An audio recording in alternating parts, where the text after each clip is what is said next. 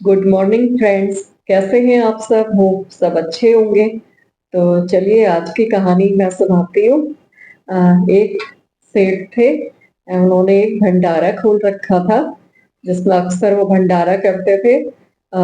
लेकिन उनमें दान की भावना नहीं थी, पर समाज उन्हें दानवीर समझकर उनकी प्रशंसा करे, यह भावना थी। उन्हें वाही लूटने की भावना थी। इस वजह से उन्होंने भंडारा खोल रखा था। उनके प्रशंसक भी कम नहीं थे। थोक का व्यापार था उनका। वर्ष के अंत में अन्न के कोठरों में जो सड़ा गला अन्न बिकने से बच जाता था, वह दान के लिए भेज दिया जाता था। प्रायः सड़ी ज्वार की रोटी ही सेठ के अन्न भंडारे में भूखों को प्राप्त होती थी। अ, उनके पुत्र का विवाह हुआ। पुत्र वधू घर आई और वह बड़ी सुशील, धर्मज्ञ और विचारों वाली थी। तो उसे जब पता चला कि उसके ससुर द्वारा खोले गए भंडारे में सड़ी ज्वार की रोटी दी जाती है, तो वो बहुत दुखी हुई और उसने अ, उस भोजन बनाने की सारी जिम्मेदारी अपने ऊपर ले ली। तो पहले ही दिन उसने भंडारे से सड़ी ज्वार का आटा मंगवा कर एक रोटी बनाई, और जब सेठ भोजन करने बैठे तो उनकी थाली में भोजन के साथ वह रोटी परोस दी। तो काली मोटी रोटी देखकर कौतूहलवश सेठ जी ने पहला ग्रास उसी रोटी का मुंह में डाला, और मुंह में उसका एक कौर डालते ही वो थू थू करने लगे और थूकते हुए बोले कि आ, यह बेटी, घर में आटा तो बहुत है, यह तूने रोटी बनाने के लिए सड़ी ज्वार की रोटी क्यों ली? तो पुत्रवधू बोली उनकी, पिताजी यह आटा परलोक से मंगाया गया है। तो वो ससुर बोले, बेटी मैं कुछ समझा नहीं।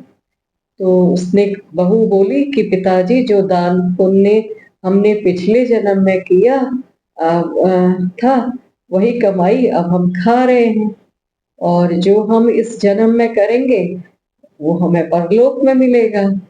हमारे भंडारे में इसी आटे की रोटी गरीबों को दी जाती है, और परलोक में केवल इसी आटे की रोटी पर आपको रहना है। इसलिए मैंने सोचा क्यों ना अभी से हमें ये खाने का अभ्यास हो जाए, तो वहां कष्ट कम होगा। तो सेठ जी को अपनी गलती का एहसास हुआ और उन्होंने अपनी पुत्र वधू से क्षमा मांगी, और उस भंडारे से गरीबों, भूखों और को अच्छे आटे की रोटी मिलने लगी। और तो फ्रेंड्स, अगर हम दान करते हैं तो दान ऐसा हो जिससे दूसरे का मंगल हो। जितना हम मंगल की भावना से दान करते हैं, उतना ही दान लेने वाले का भला होता है, और साथ में हमारा भी परलोक भी सुधर जाता है। जो हम चाहते हैं, जिसके लिए हम भंडारे करते हैं। दान करते समय यह भावना नहीं होनी चाहिए कि लोग हमारी प्रशंसा करें, वाहवाही करें। दान इतना गुप्त हो कि देते समय आपके एक हाथ दूसरे हाथ को भी पता ना चले। एक नवाब थे, वे प्रतिदिन दान किया करते थे। तो उनका दान देने का ढंग अनोखा था। वे रुपये पैसों की ढेरी लगवा देते थे और आंखें नीची करके उस ढेर से मुट्ठी भर भर कर याचकों को देते जाते थे। एक दिन संत तुलसीदास जी भी वहां उपस्थित थे। उन्होंने देखा कि एक याचक 2-3 बार ले चुका है, परंतु फिर भी उसको दिया जा रहा है। यह दृश्य देखकर तुलसीदास जी ने पूछा, सीखे कहाँ नवाबुद्दीन देनी ऐसी देन, ज्यो ज्यो कर ऊंचे चढ़े त्यों त्यों नीचे नैन। तब रहीम ने बड़ी नम्रता से उत्तर दिया, देनहार और है जो देता दिन रैन, लोग भरम हम पे करें या विधि नीचे नैन। असल में दाता तो कोई दूसरा है, जो दिन रात हमें दे रहा है। हम पर व्यर्थ ही भ्रम होता है कि हम दाता हैं, इसलिए आंखें झुक जाती हैं। कितनी ऊंची दृष्टि है, कितना पवित्र दान है दान, श्रद्धा, प्रेम, सहानुभूति एवं नम्रता पूर्वक दो।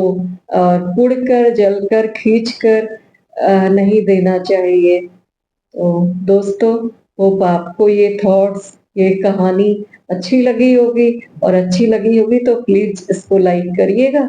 और thank you for watching my video till and.